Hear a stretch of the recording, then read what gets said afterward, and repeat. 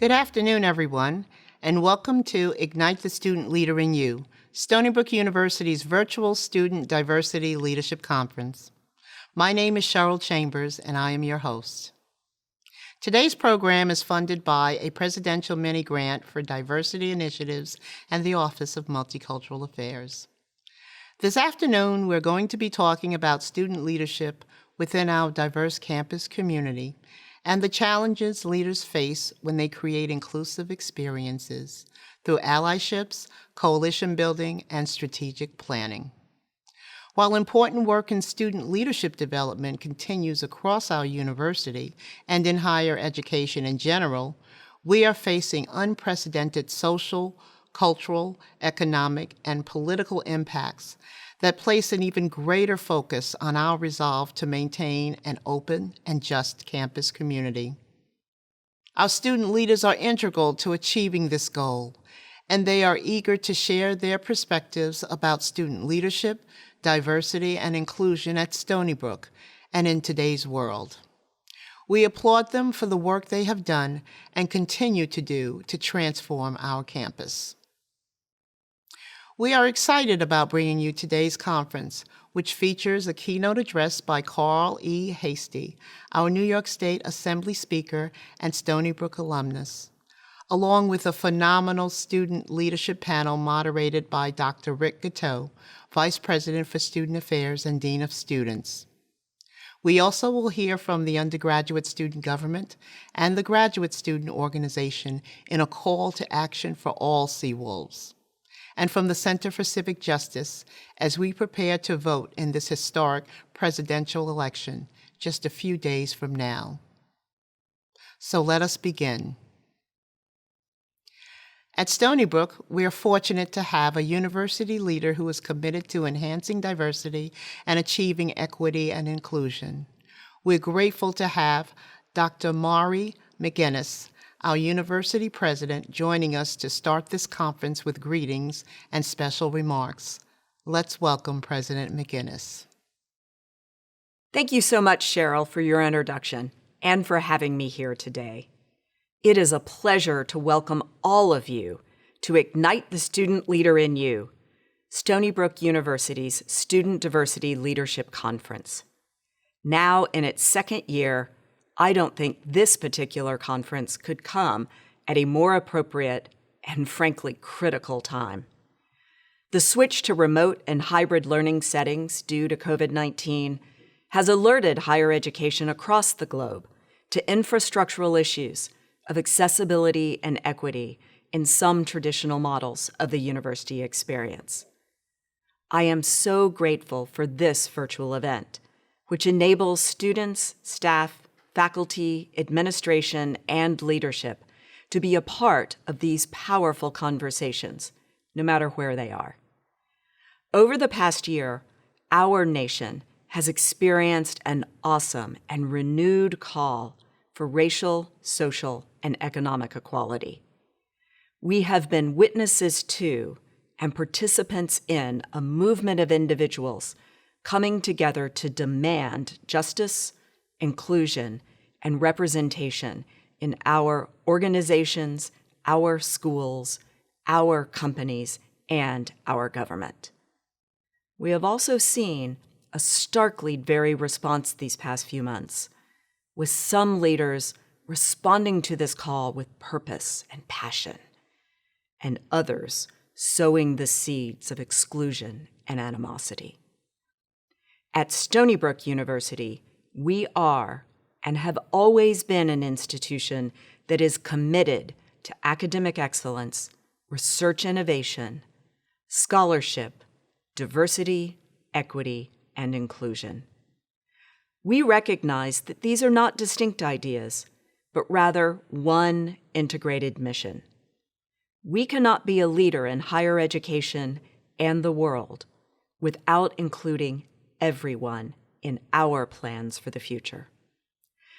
Stony Brook's celebration of diversity and its commitment to gender equality and inclusion is part of what drew me here. According to the Times Higher Ed, we're the #1 school nationwide and one of the best in the world in reducing inequalities. I'm proud of what we've done, but I also know that we can and must maintain this commitment. This conference is one of the many ways in which we seek to continue to celebrate diversity and prepare a new generation of leaders. It is hard to accurately express the gravity of our current political, social, environmental, financial, and medical climates. We know that these are intricately connected and intersecting issues which require an aware and engaged community and real inclusive leadership. And that's what we're here to talk about today: inclusive leadership on our campus, in our work environments, in our classrooms, and far beyond. That's what we're all here to work toward. We have an incredibly exciting lineup of speakers and panelists today, and we're honored to have a keynote address from Carl E. Hastie, New York State Assembly Speaker and proud Stony Brook alumnus. I look forward to listening to and learning from all of our leaders here today. Thank you. Thank you, President McGinnis. Stony Brook's commitment to diversity, equity, and inclusion requires insight, strategic planning, and action. Dr. Judy Brown Clark, our Vice President for Equity and Inclusion and Chief Diversity Officer, is no stranger to the hard work that must be done to create an inclusive campus environment. She is joining us today to give opening remarks. Let us welcome Dr. Judy Brown Clark. I am honored to welcome you to the second annual Student Diversity Leadership Conference themed Ignite the Student Leader in You. It's easy to feel overwhelmed by the problems facing our community, state, nation, and world. At this moment, young people like you from all over the world are contemplating their future with a mix of excitement and uncertainty. Many are wondering what leadership role they can have in building a more inclusive, peaceful, and equitable world. College is the only place that provides you with 4 to 5 years of elite leadership training within a nurturing guidance and expectation. This does not happen in other places. Please know that you are chosen, and a lot of people and supports have aligned to ensure that you are here. While you may not know this, clearly, as you look at your family, your friends, and community that are not here, something is very different about you. We know it, and with guidance and affirmation, you will know it. But knowing it comes with responsibilities. It's okay to focus on what's not working, unfair, and what's wrong with the world. It is equally important, if not more important, to focus on what is working within the chaos and who is ensuring that it's happening. Powerful leadership is being in the room, at the table, in control of the agenda. So now you're getting strategic thinking and figuring out, how do I get there? Get your degree. That is your street cred, the big joker in spades, in your professional world, your community, and in your personal life. Your college degree answers 50 unasked questions and effectively counters unconscious bias. Use this conference to continue building your skills and talents by asking questions. Be and stay curious. Be a lifetime learner. Get your own information. So, I have to end this with a track metaphor. In the relays, the first athlete is strategically running the race with the baton in their hand. As they get closer to the exchange zone, there's a point where the next athlete starts running and extends their hand back to receive the baton. The incoming runner extends the baton and carefully places it into the outgoing runner's hand. All the while, they're both running at top speed. This is where we currently are, in that exchange zone. Please extend your hand.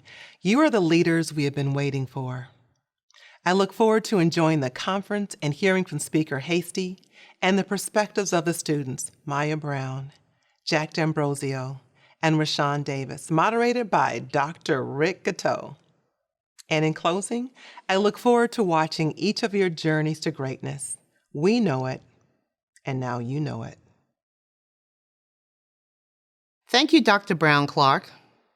Our keynote speaker will be introduced by Huntley Spencer, president of the Undergraduate Student Government.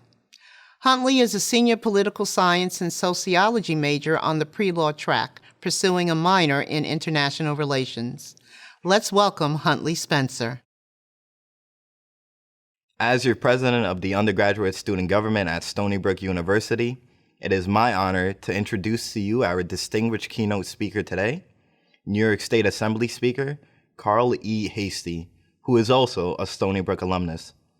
Carl E. Hastie is a 100th Speaker of the New York State Assembly.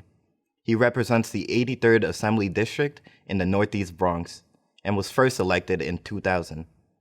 He has the historic distinction of being the first African American to serve as Speaker. Speaker Hastie is a passionate advocate for the transformative power of education, providing substantial funding support for opportunity programs that help thousands of low and middle income families afford a college education. Under his leadership, New York became the first state in the nation to implement President Obama's My Brother's Keepers initiative to overcome challenges and improve outcomes for boys and young men of color. Speaker Hastie is also credited with enacting legislation to improve the quality of life for working families and to protect our environment. Prior to joining the Assembly, Speaker Hastie served as a budget analyst in the New York City Comptroller's Office. He earned a master's degree in business administration with a concentration in finance from Baruch College and a bachelor's degree in applied mathematics and statistics from Stony Brook University. Speaker Hastie has made so many other accomplishments for New Yorkers. So, without further delay, it is my pleasure to present to you the Honorable Carl E. Hastie. Good afternoon, students, administrators, faculty, and staff. I'm Carl Hastie, Speaker of the New York State Assembly. Some of you may already know who I am, some of you may not. I lead what I believe to be one of the greatest legislative bodies in the country. It is a chamber rich with history where landmark legislation has been passed and served as a model for the country. As a proud Stony Brook alumnus and the first African American Speaker of the New York State Assembly, it is an honor to be addressing you today on a topic that is deeply personal to me and critically important to society: diversity in leadership. I first ran for the Assembly in 2000 because I wanted to make a real difference for working families in my community. That's why most people get into public service. I would be lying if I told you this job is easy or lucrative, but it is incredibly rewarding. In 2015, I saw an opportunity to do even more for my community, to become the leader of the greatest legislative body in the country, to better the lives of 19 million New Yorkers. But I knew that as the first African American speaker, the stakes were even higher. I would be giving people of color a seat at the table, a seat that comes with the privilege of influencing the direction of legislation and policy that will affect New Yorkers for generations to come. I've always said that if I did this job right, the distinction of being the first African American speaker would merely be a footnote in history. I want my legacy to be much more than that. I want to change the plight of my people. When I first became Speaker, I set a families first agenda. I wanted to promote the health, safety, economic, and social well-being of New York's families. Since then, we have raised the minimum wage, secured paid family leave for all working families, protected the rights of women and LGBTQ New Yorkers, updated our electoral system, passed common sense gun safety laws, and made college more accessible and affordable for more New Yorkers. I was even finally able to realize a long-time dream of mine, breaking ground on a community center for my constituents in the Bronx. But I also wanted to deliver real change in New York. I wanted to fix the fundamental flaws in our broken criminal justice system. I have always said my speakership would be in vain if I did not. Having a seat at the table allowed me to make sure that criminal justice reform became a top priority. Since then, we have raised the age of criminal responsibility, significantly reduced the use of cash bail, updated discovery laws, reformed speedy trial provisions, and earlier this year, my colleagues and I in the Assembly majority made New York the first state in the nation to pass a sweeping package of legislation to reform the state's policing laws. In 2014, President Obama launched My Brother's Keeper right in the Bronx, an initiative that urged states to tackle the challenges facing disadvantaged students early on, so they too could pursue successful futures. In 2016, I proudly led New York to become the first state to enact My Brother's Keeper initiatives into law. Since then, New York State has invested $96 million in My Brother's Keeper initiatives. The bottom line is that leadership matters. Who you put at the tables matter. And when the table becomes more diverse, a funny thing happens. More people are able to imagine themselves sitting at the table. When I think about this phenomenon, I often remember an image so many of us have probably seen. The photo of a young boy of color in the Oval Office feeling Barack Obama's hair.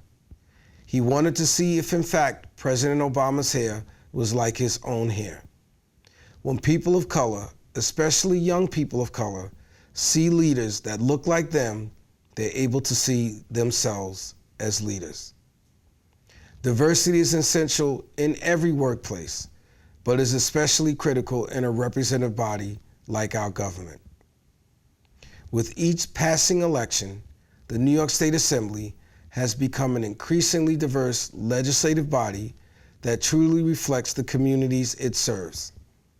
In 2018, a historic number of women ran for office across the country, and I am proud to say that the number of women serving in the Assembly majority grew to 46, representing nearly half of our conference.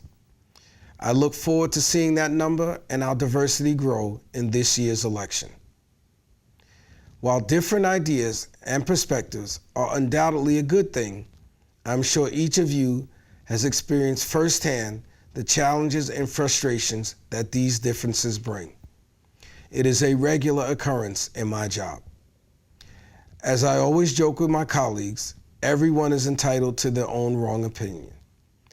But jokes aside, the mentality of today's political discourse seems to be that if we aren't in complete agreement on the issue, we can't work together. I don't think that sentiment is exclusive to politics. When we disagree with people, it becomes tempting to go to our respective corners and stand our ground more firmly, to refuse to concede or budge. We worry that engaging with the other side will undermine our position. In a speech last year, President Obama described this phenomenon as a sort of circular firing squad. We become so passionate and firm in our convictions that any deviation from their pure form becomes unacceptable. Suddenly, our friends become our enemies, our partners become our opponents, and progress becomes virtually impossible. We often judge leaders by their ability to get things done. But in order to get things done, you must first bring people together. After all, democracy is about compromise. It doesn't allow for an all or nothing mentality. It was never designed to give any one person anything they want all of the time. In fact, our democracy actually forces us to take into account those we disagree with. Without meaningful collaborative dialogue, we cannot accomplish anything. It's a reality all leaders, including myself, are faced with time and time again. Let me give you an example. For the first time in 10 years, Democrats in New York control both houses of the legislature and are working with a Democratic governor. We are in a great position to build on the progress that we have made. But while my fellow Democrats and I share many of the same values, from the shores of the Great Lakes to the coast of Long Island, each member of the legislature has a different life experience and represents a community with unique needs and interests. Simply put, because we are such a diverse body, we will not all be in complete agreement all of the time. Affecting real change requires open dialogue. During his speech, President Obama pointed out that our system doesn't work if you don't compromise on anything or you compromise on everything. Instead, you must know what your core principles are and stay true to them. Like I said earlier, reforming New York's criminal justice system has always been a top priority for me. For too long, our system has disproportionately affected communities of color and punished the poor. Cash bail has become a form of pre-conviction punishment that incarcerates people when they are legally considered innocent simply because they cannot afford to buy their freedom. Bail was initially intended to be a vehicle to ensure that people show up to court, not a pre-punishment for a crime they may not even be guilty of. Those are my core values.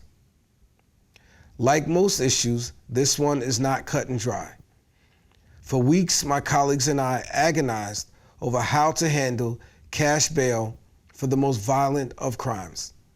How fair is the concept of bail for violent offenders if deep-pocketed movie producers accused of horrific crimes can purchase their freedom in less than an hour? If we base whether or not to use cash bail on an individual's perceived threat to the community, are we punishing them for crimes they may not have committed and crimes they have yet to commit? Those are undoubtedly difficult questions. I knew that if I took an all-or-nothing approach to this issue, we would get nowhere. The system would remain unchanged. Cash bail would continue to hurt the poorest and most vulnerable New Yorkers. But there are a lot of views on this issue that required everyone to work collaboratively to achieve a successful outcome. In the end, we ended cash bail for misdemeanors and nonviolent felonies. Did everyone get everything they wanted? No. New Yorkers don't care if legislators get what they want. They care about whether or not they get what they need. In the last 5 years, I've accomplished a lot as a leader, not because I stood my ground, but because I embraced the challenges that come with leading a diverse body, and I never stopped engaging in difficult discussions. And this practice is not exclusive to political dialogue. It is relevant in every part of our lives, at work, at school, at your place of worship, in your personal relationships. Both as a leader and a father, I feel a great sense of responsibility to help prepare the next generation of leaders. When we think of the leaders we admire most, I think we could all agree that great leaders do not rule with an iron fist. They listen with an open mind. Diversity is great because it brings so many new ideas and perspectives into the conversation. But we must remember just that. It is a conversation. It is about dialogue. It is an opportunity to learn. While we may be able to change hearts and minds with a powerful speech, speaking is only one half of a dialogue. While many people may listen to respond, great leaders listen to understand. So I implore you to be the type of leader that brings people together to deliver real and lasting change. Best of luck to all of you in your future. May you live long and prosper. Thank you, Speaker Hastie. The student leadership panel is moderated by Dr. Rick Gateau, Vice President for Student Affairs and Dean of Students. Their voices will give us a closer look into what being an inclusive leader in these times really means. Please join me in welcoming Dean Gateau and our student panelists, Maya Brown, Jack D'Ambrosio, and Rashawn Davis. Good afternoon, and thank you for tuning in to today's Student Diversity Leadership Conference, Ignite the Student Leader in You. It is my pleasure to host a conversation with an impressive group of Stony Brook Seawolves who are joining us to share their experiences, insights, and advice about how students can be effective campus leaders who promote diversity, inclusion, and community building here at Stony Brook University and beyond. Stony Brook offers many opportunities for students to get involved, make a meaningful and positive impact, and shape our university and the student experience. Our students' commitment to diversity and building upon our campus culture of mutual respect and inclusion for all CWOLs is critical to Stony Brook's success. Let's introduce our student panelists. First, let's meet Maya Brown, a junior who is pursuing her BA in journalism with a minor in political science. Her current and most recent leadership experience includes assistant news editor for the Statesman newspaper and involvement in the Latin American Student Organization and the Social Justice League. Maya also has held several internships in journalism, including her current position as a CNN audio podcast and editorial intern, and as the senior digital communications intern at Stony Brook's Career Center. Welcome, Maya. Next, we have Jack D'Ambrosio, who is also a junior. Jack is pursuing a BA in studio art and has held many leadership roles on campus. These roles include serving as an undergraduate fellow and currently as a teaching assistant for the Undergraduate College's Fellows Program, working as a summer enrollment assistant, student ambassador, and experienced donor for university advancement. Finally, Jack serves as a resident assistant and resident assistant council representative. Thank you for joining us, Jack. Our third panelist, Rashawn Davis, is a senior who is pursuing dual bachelor's degrees in linguistics and Spanish in the BA MAT Teaching English as a Second Language program, as well as a certificate in the Spanish teaching program. Rashawn's leadership background includes serving as a resident assistant for the EOP Summer Academy, recruitment chair for the Stony Brook chapter of Students Helping Honduras, president of Beta Chapter of Phi Iota Alpha Fraternity Incorporated, and as a member of the Student African American Brotherhood. Rashawn also held several positions in campus residences as a conference assistant and as part of the residential safety program. Welcome, Rashawn.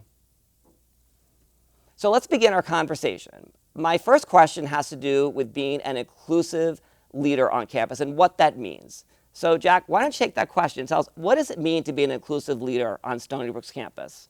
Yeah, I think that a big part of being an inclusive leader is understanding where everybody comes from and appreciating the differences between me and someone that I'm working with or being a leader for.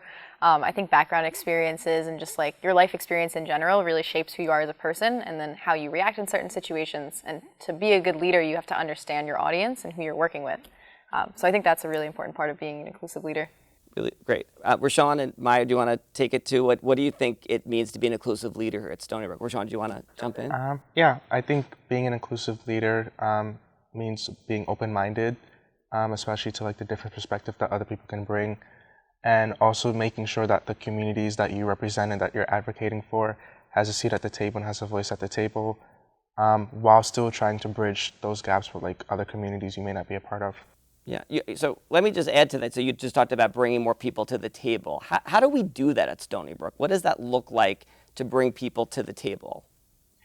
I think it presents itself in different ways. It really depends on like what's being advocated for, but I believe that Stony Brook has a really good way of actually bringing people together. Like I've seen people like coming together to like protest on campus or to just like advocate for it so that people have a voice and that no one really feels alone. Like I have a hard time feeling alone on this campus. That's great. Mike, so take it from an inclusive leader. What does that mean to you? Yeah, so I feel like it's about being curious about other cultures, other ideas, other beliefs. I think it's about respecting other people as well and making sure that everyone's voice is heard. So we can mention respect. So when you respect someone, you want to make them feel welcome, like they belong. So if you're not including everyone, you're just going to make them like not go towards you. Mm-hmm. So I think it's definitely a lot about being courageous to have respect for people and including everybody. Yeah, I remember back even when I was at elementary school, you'd see signs that, have respect. How do we generate respect on the campus? Because obviously people come in with different opinions, different backgrounds, cultures, experiences. But how do we build respect on our campus? What are the strategies you've seen in your work as a student leader in that regard. Jack, do you want to take it? Yeah, I think that awareness is a big one because I feel like a lot of people, like I said before, like they come from their own experiences, and some of those experiences are like in a bubble almost. Like, you know, if you only exist in a space where you see people just like you that share the same experience as you, you're not going to understand how to respect people that are different than you.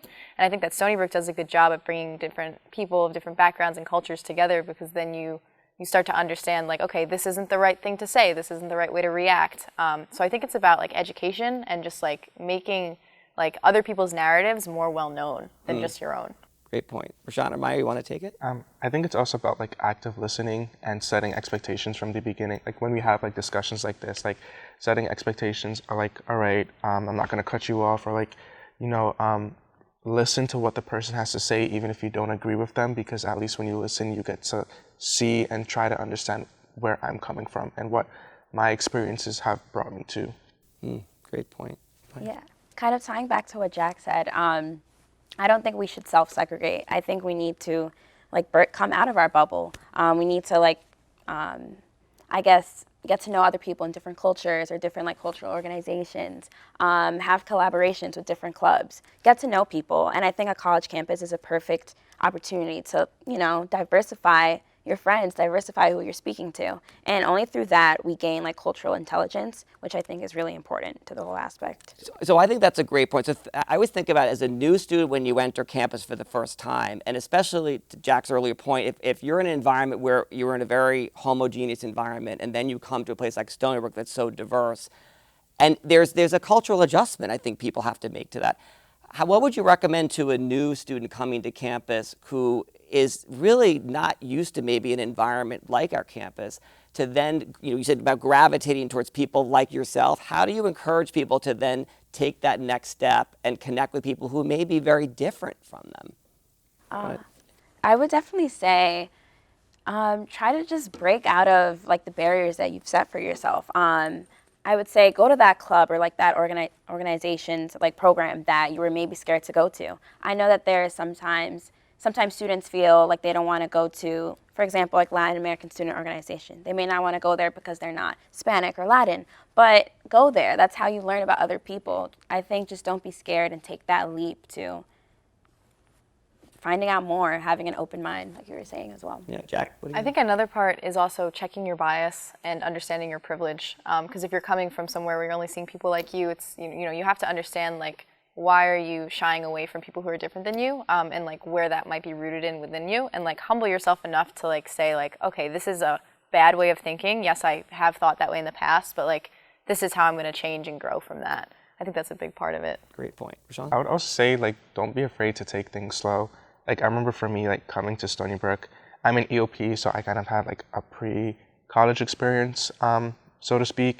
But Stony Brook was still a culture shock for me when I came here, like, and when the semester started and everybody else was here. So don't be afraid to take things slow, but like Maya was saying, like, come out of your bubble, like, go to programs. For example, like she said, like, Lasso, you may not be Hispanic, you may not be Latino, but still pop in. You may not be Caribbean, but, like, try going to, like, the CSO or, like, the fashion shows, African Student Union. Like, they have different programs that allows you to, like, immerse yourself into culture and learn about things that you never even knew or thought you knew. And again, I know as juniors and seniors here, you've been here for a few years and obviously interact with many different students during your time. Stony Brook, again, one of our points of pride is that we're such a diverse campus, and we know that many students come from marginalized identities to the university. And I'm wondering, as a student leader, how do you think student leaders can embrace students from marginalized identities to make them feel really welcome and supported and an equal part of the campus community? Do you want to take that? Yeah, I'll start. Give them a voice, I think. So for example, if you're an organization or if you're an RA and then you want to host a program or an event, have an event that's maybe like geared towards like their community, or speak to them, say like, oh, what kind of events do you want to see? Let everyone's voice be heard and find out what other people think, I guess, want from, you know, like the programs and events. Great. Anybody want to add? Yeah, I think that's a great point, is like almost like marketing towards people that like may not have like been put in like the spotlight before, almost like with programming. I know that last year as an RA, there was one RA who would do programs specifically for international students, because I feel like international students sometimes they just aren't like respected as well as they should be on campus. And that's, I guess, just because it's like cultural differences that some of us like don't understand and don't take the time to understand. But he made it a point to go out and like really give them that voice and like give them that space to like have an event that was like, here you go, this is for you, and like let's bring other people in and help other people understand, you know, your culture and where you come from, and then build that bond. I think that's a really like, that's how you do it. You just have to like force people to really like get to know each other, you know? I mean, so and some of it too, I think, is creating structured opportunities, because you hope that, I would say, you know, you have the academic in-class experience, which might be a more structured classroom setting, and then your out-of-class experience, which is very open. And I'm curious, could you share any examples in terms of your academic experience in the classroom where you may have engaged in opportunities to discuss about diversity and equity and inclusion among peers in a classroom setting? I know that for me as an art major, a lot of artwork like talks about where you come from and your culture and your experiences. So that's definitely like a very like, it's more structured in the sense that it's in like a class critique. I'm learning about different people's cultures because they're expressing it through their art. So while it's not like, you know, like we're not being forced to share stuff like that within class, that's a really good way that I've gotten to like learn more and really like diversify the way that I think because of what these people were presenting. Yeah, and actually with each of your majors, we're trying to know with Spanish, correct, as an area you're pursuing. I was wondering how that, in terms of cultural competency, how that major has assisted in your own development. So yeah, like the Spanish literature major, culture is a very big aspect of everything that we do, from the books or poems or plays that we read, and just like talking about the different varieties of cultures within like the Hispanic culture. Like you could be from Spain, you could be from Central America, but our cultures are completely different things. Central American culture is completely different from that of the Caribbean. And also being like in the teaching program, taking those experiences and being able to connect with different teachers who have different backgrounds, even if we're teaching the same field. It's just seeing where we all come from and how we can use those experiences within our field and to help other students. I think it's a pretty cool thing. Great point. And Maya, let's talk about journalism. You and I have had other conversations about this. But I know that obviously the world around us, we don't live in a bubble, and certainly the political rhetoric and dialogue that's happening around the world does influence our own campus. And I'm wondering, through the lens as a journalism major, how have you seen that play out on Stony Brook campus? And again, from a student leader point of view, how do we make sense of this and help our students really understand what the issues are and become informed, whether it's on voters or understanding the issues? Because I think as a journalism major, you must be very involved in that. Yeah, so as a student reporter, I feel like you have a mission of bringing a voice to like the misrepresented or the underrepresented. I think that you should highlight disparities, and you should highlight things that are not being spoken about. So for example, last semester, when Corona broke out and everything, we had to go remote. So one of my projects was, I had to report on kind of like my hometown. So my project was reporting on the racial and socioeconomic disparities that were highlighted because of coronavirus. And some like classmates didn't exactly see that. So I think it's kind of bringing like a new perspective to play, I would say. So when I reported on that, people kind of saw that that is what's happening, because you may not think of it because of like the biases that you may have. So that was like a perfect example of kind of highlighting something that wasn't being shown, and then other people learning from that. So now they know that that's going on, that that's a problem. No, it's a great point. And you actually used the word bias. I was going to ask about that next. You know, we do a lot in terms of education of a campus about unconscious bias in our work. So among faculty, staff, and I think even among students. And I'm curious, have you encountered situations where you've witnessed or seen unconscious bias in the peer environment, and how have you been able to either challenge that or educate people? I know, Rashawn, you talked about listening is really important. How can we help move that part so that the unconscious bias kind of disappears from this campus and is addressed through our education efforts?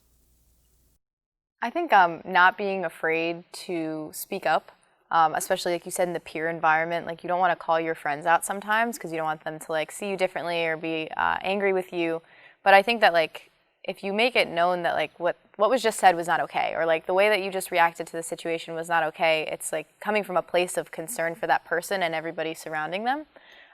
So I think like accountability is really big. And I think another part of that is being able to hold yourself accountable and being like making it known. Like I know that for me, when I'm going into a position where I'm a leader, I like to make it known, like if I do something that upsets you, please tell me.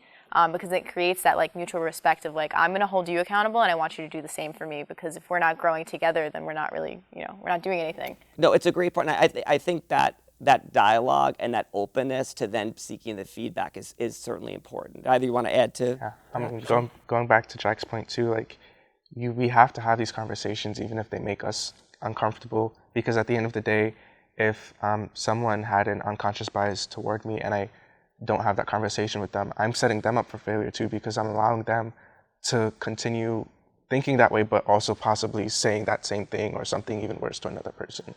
And so although it makes us uncomfortable, we have to have these types of conversation, and we have to like teach people and also encourage them to do, research for themselves. So let's kind of expand upon this piece and talk about conflict resolution, because I'm certain in all of our lives there may be disagreements. Sometimes there's an agree to disagree on something. And I'm wondering if there are examples as a student leader that you've either encountered or witnessed where there was a conflict, and how did that kind of get resolved, and what are the tools that we can kind of give to our student leaders to support them when there is a conflict? Because we know that's inevitable. That's part of growth and development, that there'll be conflict and different opinions. So how would you work through a situation like that? I'll go. I would say it's just like talking face to face and explaining why someone views this one way and why someone views this the other way. So I would like to say like silence is not an option. I think you need to have those difficult conversations like both of you were saying.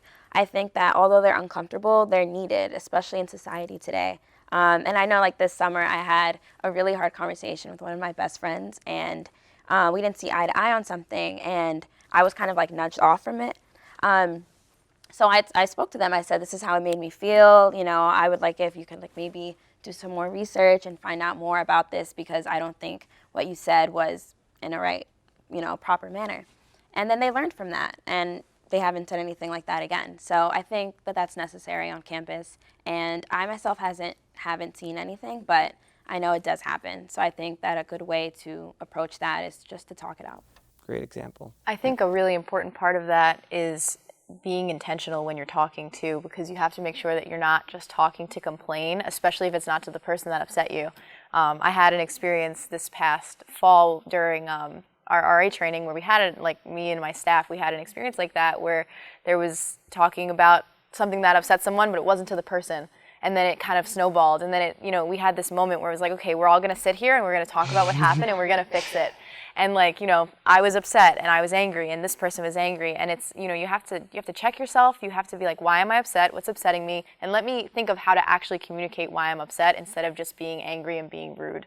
I think setting your intentions to yourself before you go into a situation like that is like the best way to have a productive conflict mediation type thing. It made me think of the family dynamic. Yeah. There are a family. We have to sit and talk through. And I do agree with your point that you need to talk to a person, not around the person. I think that often, because sometimes people are hesitant to have that one-on-one dialogue. But I think if it's done in a productive manner, people can get to a good conclusion. Rashawn, were you going to add to that? Yeah, I was saying, going back off of that point too, and what Maya said, like silence is not an option, but also like taking that emotion and just taking that moment to like make sure that you're calm and that you're not talking to them out of anger or like with aggression, because sometimes people generally don't know what they did is wrong. Like, you mentioned the bubbles before. Some people, they come in here and they're sheltered and they haven't really had an experience outside of that one community. And so all they're relying on is what they've heard through media, through friends, through like reading and things like that. And that's what they're using to make their judgments. And so sometimes we just need to like take a step back and be like, okay, and ask some questions like, do you generally think this, or like, why do you, like, what made you draw that conclusion? You could start there and then have that conversation with them. Well, that may not necessarily be true, or, like she said, also having them do their own research and looking into what it is that the topic is on as well.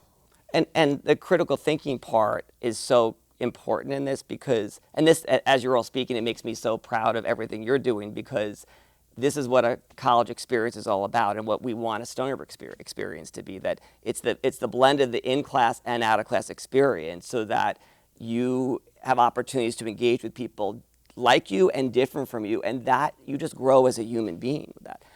Let's talk a little about allyship. And I think this is a term that's, I think become very embedded within higher education culture. how would you define allyship? And is there an example that you can share of how you or you've seen others serve as allies to fellow Sea Wolves? I guess I'll go first. I see allyship as amplifying the voice of the minority, of the marginalized. And I've seen this like many times where people, they're very passionate about something, but in their passion, they end up taking away the voice of the people who really matters. And so while we do need your allyship and while we like do want your help, just remember that this is something that is dear to me, this is something that is dear to my community, and it's really us that like our voices need to be heard. And so while you're still out there like protesting or posting on social media, however you choose to be an ally, still make sure that you're giving the credit to us where it's due and amplifying our voices. Thank you. Great point. I think the difference between performative allyship and actually being an ally is kind of something that you just highlighted. Like, I feel like during the protests when all that was going on, a lot of things were circulating that was like, check in on your friends, like your Black friends and your friends who are people of color, just to see how they're doing. Like you shouldn't be talking about like your experience during this time, because like as a white person, because that's not what it's about. So I think that like being an ally is understanding like the difference between like experiencing something, but actually like being personally affected by something. Because like while I experienced protests, I wasn't personally affected by protests, stuff like that. And I think that just listening is really big too. Like you need to know when to stop talking and understand that this is not about you. Good point. Yeah, so kind of touching upon like listening, I feel like there's a time when you can just like listen, but there's a time when you're really like listening and hearing out what the person is saying. So kind of going back to performative allyship, so this summer we kind of saw like the trend in posting the black square. Like that was an example of it. You can't just post a black square and then do nothing. You have to commit to it. I think that's another part, is commitment, and not saying one thing one day and then not following through. As well, I think you kind of need to put yourself in their shoes for a moment and just kind of reflect on how they feel and why they're, feeling this way or thinking this way. I think that's a good way to like understand where a person is coming from. No, fantastic points. And I'm curious, Maya just mentioned about really words and actions, and I think that's a really important part. And a lot of the, issues in the media and especially around Black Lives Matter and all of the other important, really important cultural and social issues of our time that we really have to wrestle with as a society. I think there's been a lot said about there are a lot of words but few actions, and I'm really curious, in your role as a student leader within the organizations or as RAs and other roles you're in, how have you taken action where it's beyond the words? What action, and have you seen on this campus, what are action steps that you've taken? Because I think it takes each of us to act as you've just spoken about. I know, for example, so the Latin American Student Organization, LASO, it was like a couple of other cultural organizations, and we all came together to fundraise for, I think it was a Black Lives Matter Foundation. I can't remember the exact name, but we raised funds for them. And we weren't just posting like advocacy on Instagram. We were trying to really like help. And one of our programs was also related to what was going on in society too. And I think having those conversations helped. That's great. Do you want to, Jean? Yeah. So during the summer, and I think there was a video that went around too, where like people from different clubs came together and did that. Was really cool as well. So something that my fraternity that we did over the summer, we had like a post. We seen like I think it was like a D9 Greek org, and we decided to do it for ourselves, being a Latino organization, just to show that like Latinos are in solidarity with Black Lives Matter, and like it also affects us as well.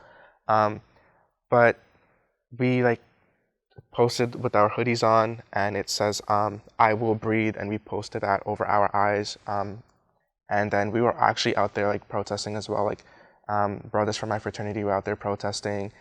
Some of them were giving out like water to people who were protesting and things like that, and we really like took the front lines with that.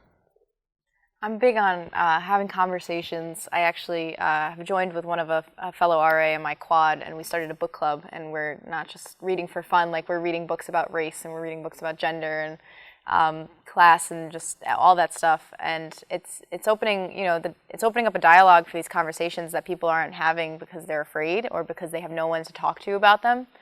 So that's really fun. We're actually, we just started a new book about race in, I'm pretty sure it's in America specifically. And, you know, protesting, going out, and just like using my privilege. I think that understanding, you know, ways that I'm privileged and how I can use that to help people that might not have those same opportunities, or just like can't use their voice in the same way that I can. That's the way that I try to.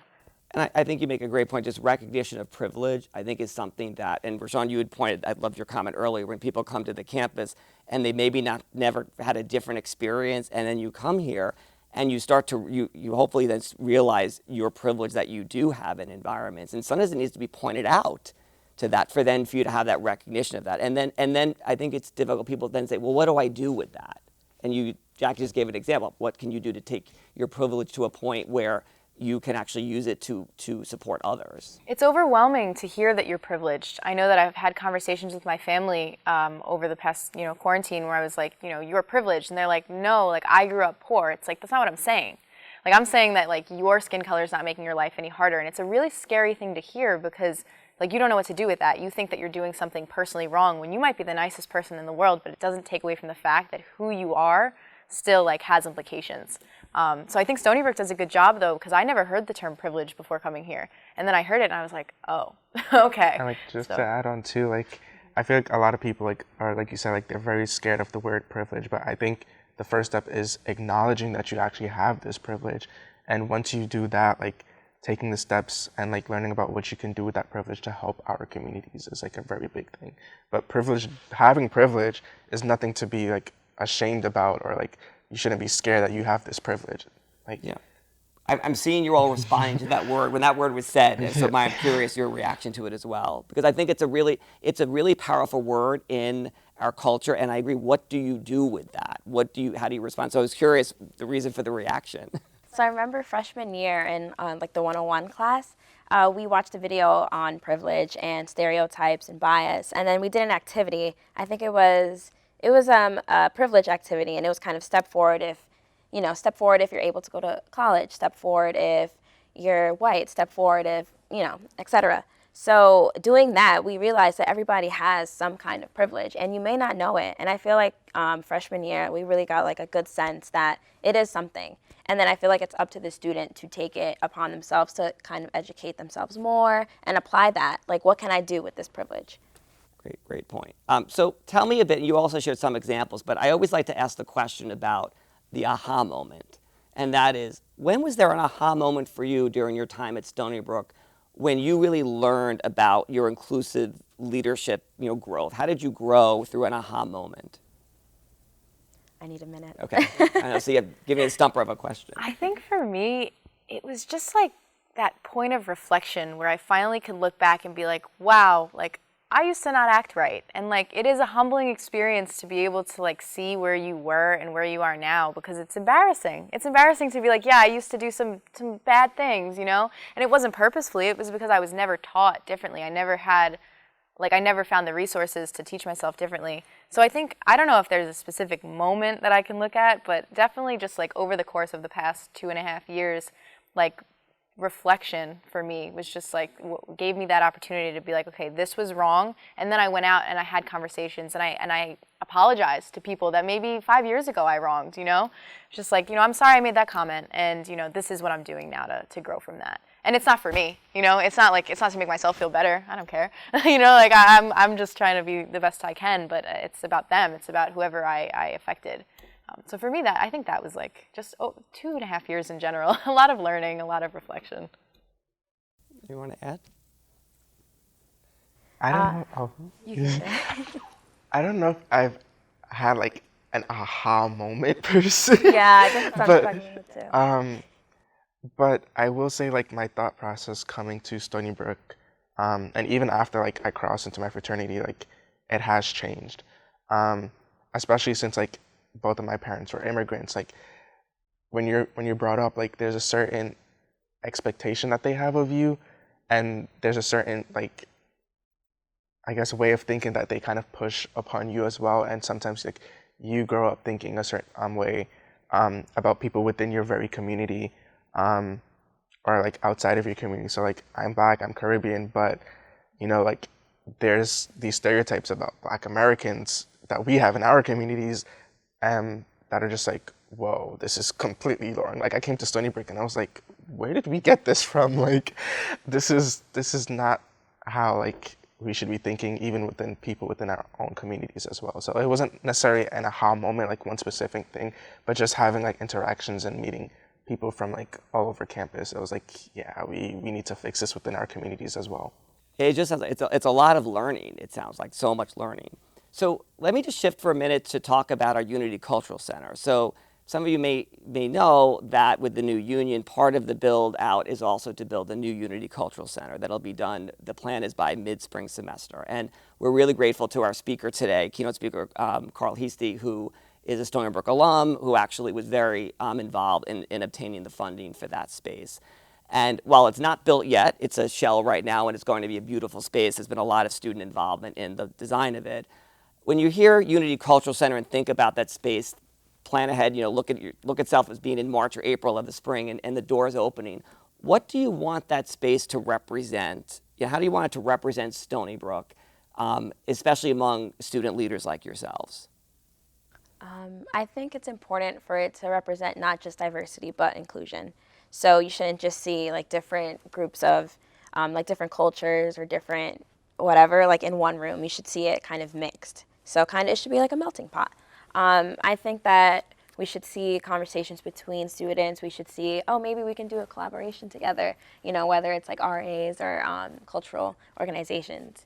I think it's just a lot of mixing ideas. Great.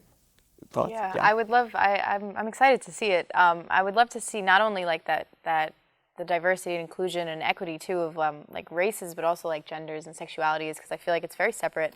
Like the LGBTQ center, and then there's like everything else, and like even just gender in general, like men and women working together, because there's like very like big disparities there.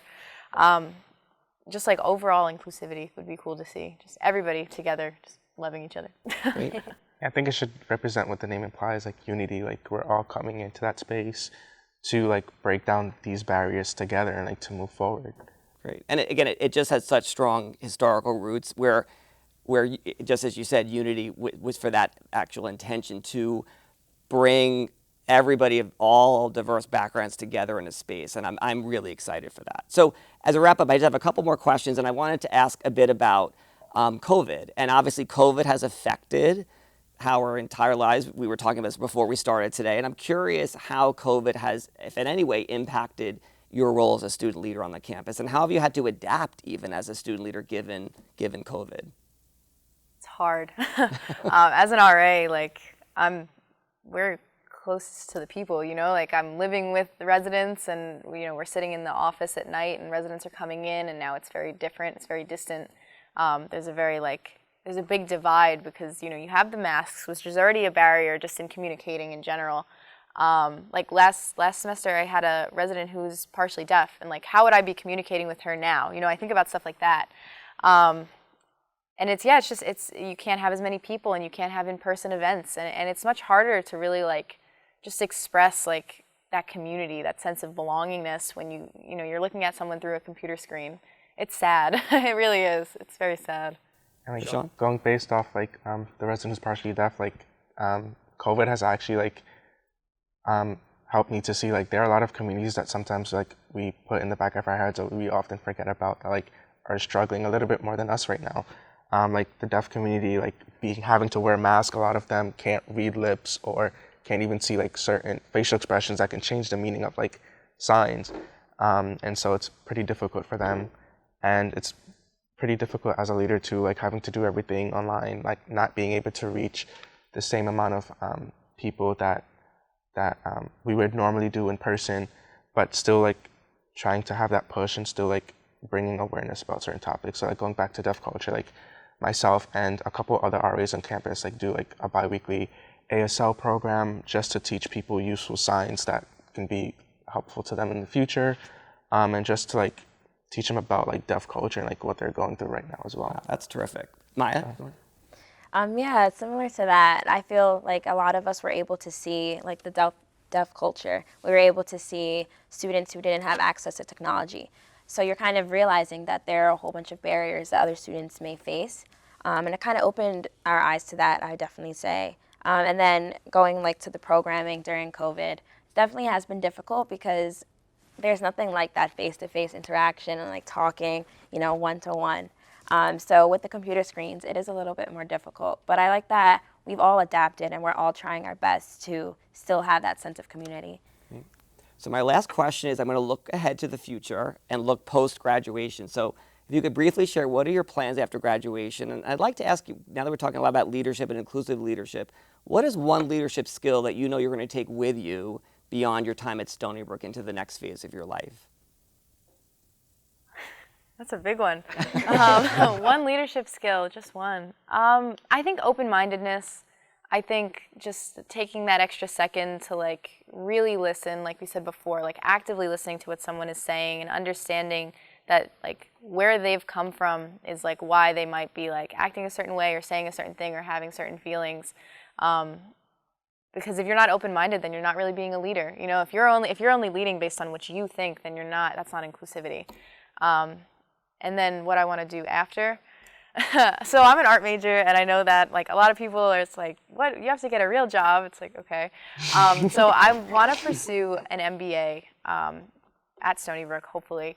And then I would love to open a studio / gallery. And then actually I want to do like outreach to communities who don't have as much access to the arts and humanities. So I would love to, offer low-income people art classes, and then also, I'll sell artwork to the people that have money to spare, and then that will help, like, hopefully fund what I'm doing. But I would love to just, like, I would love my life's work to be, like, doing work for other people. So Wonderful blend of it's great. Thank you. Rashawn? So my future plans, I do plan to teach in New York State for a while, but being that like I'm also in the teaching English to speakers of other languages program, I would also like to travel and like to like Honduras or like Brazil, like I don't know, like Japan or something, and teach English in one of those countries for a bit before coming back. And as far as a leadership quality that I would take with me, I guess I would have to say open-mindedness too. I feel like that's the big one, like being like acceptable to like other people's opinions and looking at things from a cultural perspective as well. Great, thank you. Let's see. Okay, so future plans. So my dream is to be a White House correspondent or a reporter covering immigration or social justice. And I feel like that kind of coincides with where I am now in terms of trying to be a student reporter and highlight disparities and like racial injustices. And I want to do that because I feel like there are communities that are voiceless right now because they're not giving the right platform, and I want to give them that platform. I want to like tell those important stories. Let's see, one quality. Definitely open-mindedness too. We've got a trifecta. I love it. I guess to add to it, empathy, because when you're open-minded, you kind of empathize too. And I think that's an important thing. You have to put yourself in their shoes and kind of realize what's going on. Great. Well, thank you so much. Really, it has been an incredible time speaking with you today, and thank you for such incredible insights. So as you heard from our panelists, inclusive student leadership has so many facets. At its core is a commitment to include and engage other students at the table to give opportunities for all voices to be heard and respected. It also means being intentional about allowing for different opinions to surface in conversations so that all perspectives are expressed and considered. This kind of leadership calls for getting out of our comfort zone and engaging with people who will deepen our thinking. I challenge every Seawolf, whether you're currently in a formal leadership role or not, to think of one step you can take today towards becoming an inclusive leader on our campus. If you've not yet joined a student organization, campus department, or committee, I encourage you to seek a group that you can be a part of. I welcome your thoughts and ideas about ways that we can all come together to strengthen our university through diversity, inclusion, and action. Thank you again to our panelists for joining in this conversation and sharing your leadership stories, experiences, and advice with us. You are strong role models for your fellow Seawolves and the Stony Brook University community, and we are so proud of your accomplishments. We also thank you for tuning in to this discussion. Now back to Cheryl Chambers, our Associate Dean for Multicultural Affairs. Thank you, Dean Gateau, Maya, Jack, and Rashawn. Now we will hear from Huntley Spencer, President of the Undergraduate Student Government, and Anad Iyer, President of the Graduate Student Organization, who will give us a call to action. Let us welcome Huntley, followed by Anad. So, you've heard it all. Now what? I'd like to say a few words. We are living through an unprecedented time of crisis. But if I know anything about our generation, it's that we do not give up. We fight for what is just. We are all leaders in our own way. The one step that is required to assume the role of a leader is to take that first step, regardless of sex, age, race, religion, or creed. Without that first step, it is impossible to show others how powerful your cause is. More importantly, it is impossible to bring people together to make a difference. Today, we see turmoil on multiple fronts regarding health, nature, and systemic racism. We may be young, but we are stronger than the challenges that face us. If you have a voice, you are called to be a leader. If you have a fiery passion, you are called to be a leader. And most importantly, if you are kind, you are called to be a leader. Anyone can be a leader, but it is not real leadership if it is not inclusive. As your undergraduate president, I ask you to make a change. But most importantly, I challenge you to make a difference that lasts a lot longer than we do. So, take that first step with courage and selflessness to ensure a brighter future that will shine and guide us through this time of chaos, not as one, but together as a community.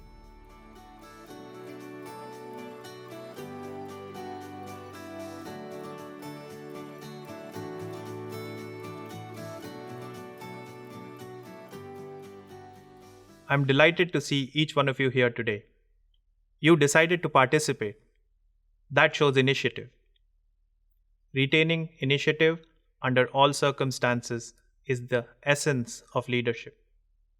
You are not afraid. Your decision to participate reveals a determination to make a difference to the community here at Stony Brook University. You are the ignited minds that will bring forth the light of sustainable development and realize the warmth of equitable change for all in the world. While leading minds have been engaged thinking about climate change, technological disruptions, and social divisions, among other issues, a raging pandemic affecting all and the socio-economic consequences that follow requires the initiative of all community leaders. By resolving issues together, we not only achieve solidarity, but also build an organization powered by community leadership, forging bonds that will withstand unknown problems we may face tomorrow. Thus is the initiative of leaders passed on to humanity. I'm calling on all 8,500 graduate students to participate actively and be leaders for tomorrow. Let's make Stony Brook stronger.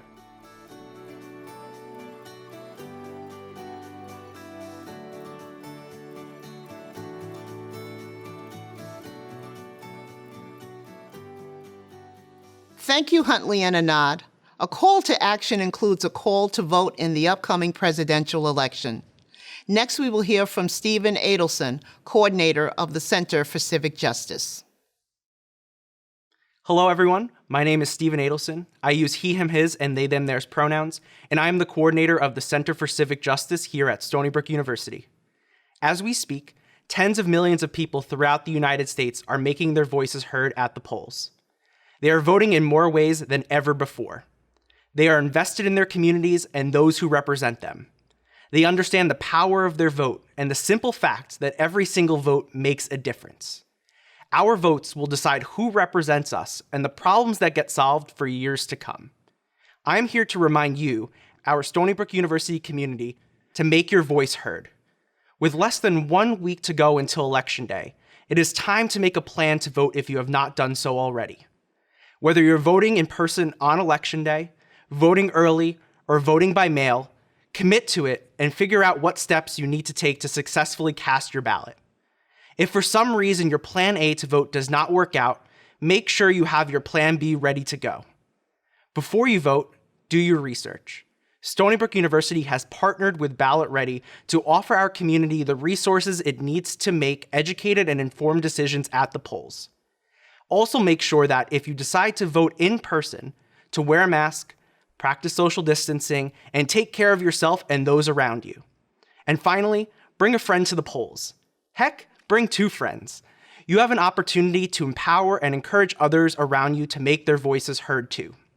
By voting, you are not only voting for yourself, you are also voting for your family, loved ones, friends, neighbors, teachers, doctors, caregivers, the over 50 million people in the United States who do not have the ability to vote, and so many more. If you have any questions about voting in the upcoming election, visit stonybrook.edu/civicjustice and check out our Seawolves Vote checklist. It is a detailed FAQ that answers all of the questions you might have about safely and successfully casting your ballot. At Stony Brook University, Seawolves Vote. We thank you for making your voice heard, using your power for good, and creating positive change. See you at the polls.